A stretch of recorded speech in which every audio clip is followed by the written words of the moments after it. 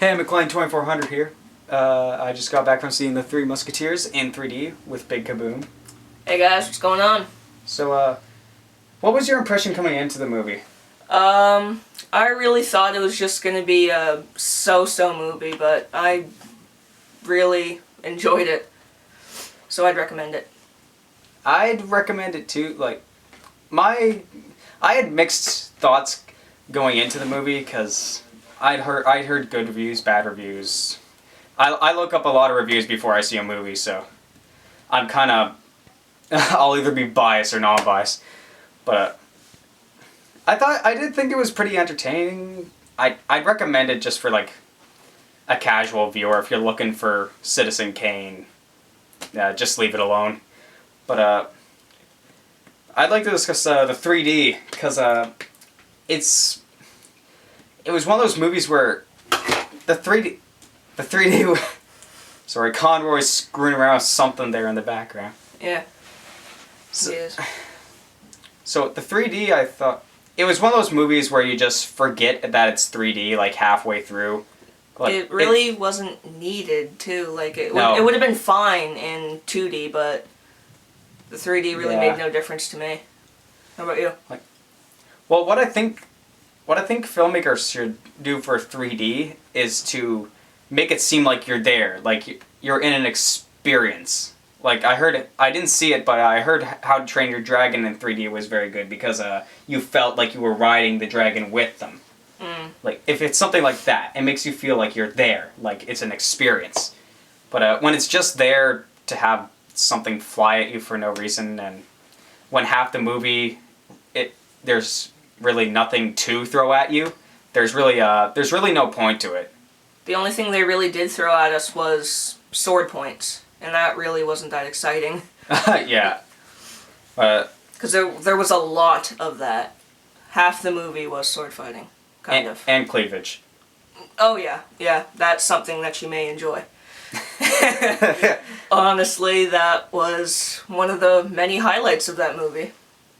And we are going to give some spoilers away later, just to discuss the plot, which was just action movie, like modern day action movie. So there's not really anything amazing. Warning: there will be spoilers. But I do want to talk about one of my pet peeves with this movie, and I read the book before, but that was not before I saw the. Well, yeah, before I saw the movie, but that was years ago, and I couldn't really remember much of it. And I'm not gonna scream betrayal or anything because I wasn't expecting anything less. But the thing that really annoyed me about this movie is that since it takes place in France and not one character, not one, speaks in a French accent, that pissed me off. I found it really distracting. I really didn't mind, but that's just me. That's just me. It may bother some people. I know it's a Three Musketeers movie, but it got goofy. It got like when the airship, about the airship.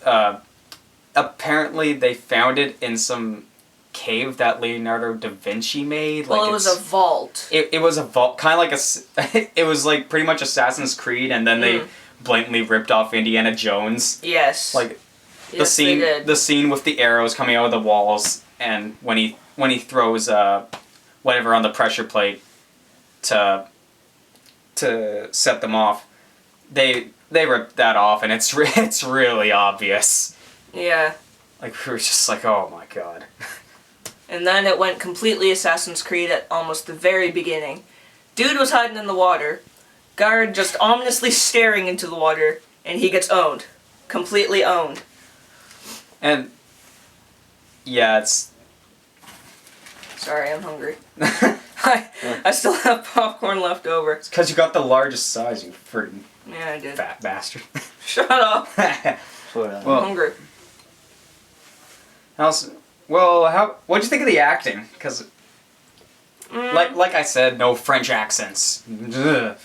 That really bothers him, but I say it wasn't half bad. But the only thing was, what was I gonna say? Crap, I can't remember. Never mind. What character were you gonna talk about? Orlando Bloom. Who was? Sorry, I could. He was randomly. I'm bad with remembering which actors played who. Well, I think he was Lord Buckingham or something like that. Was he? Yeah, he was Lord Buckingham. And he hammed it up near the end too. Yeah. Like there's one porn. One porn. There's one point. I need a drink. God. Yeah, you do. There was one point where they attack him and then he just turned into like a cartoon character. Like he's really got like some kind of rivalry with one of the Musketeers, and while they're flying away in their airship after they defeat him, what was his name was Athos, but it sounded like he was yelling out asshole.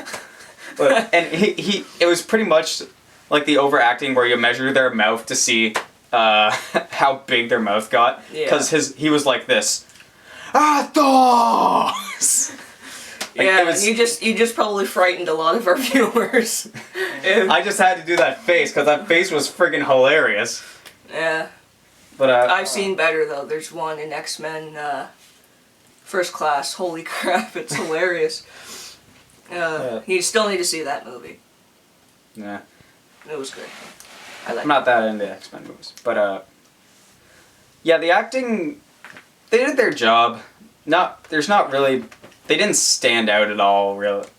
And I found the most annoying character was the comedy relief, and that's what usually happens. He wasn't the worst, like, he wasn't, like, oh my god, somebody killed this guy. He was just, they had this running gag that just didn't work. Like, he'd say something, and he would actually be being really appreciative and really nice, and then they'd go, shut up. I can't remember his name. It was like Paunchy or something. Yeah. It was. Because he was like a. I forget who played him too. I don't think I've ever seen him in any other movies. The only person I was excited to see in this movie was Christopher Waltz, because I freaking love him, especially from the German guy that he played in Inglourious Bastards. Oh. Did you see Inglourious Bastards? I don't think so, but I have the movie so I can watch it when I can. Oh, you should, because his performance in that is just delightful. But speaking of gay characters, the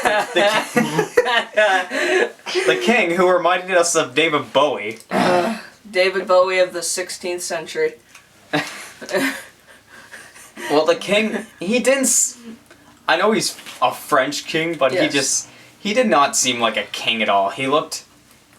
For one, I don't know how old the original king was, but he looked. He looked like 19. Yeah, and he would dress in the poofy pants and like the leggings, and every time he'd always be wearing these hats with like huge feathers coming out of them, and every time he'd come on screen, you're just like.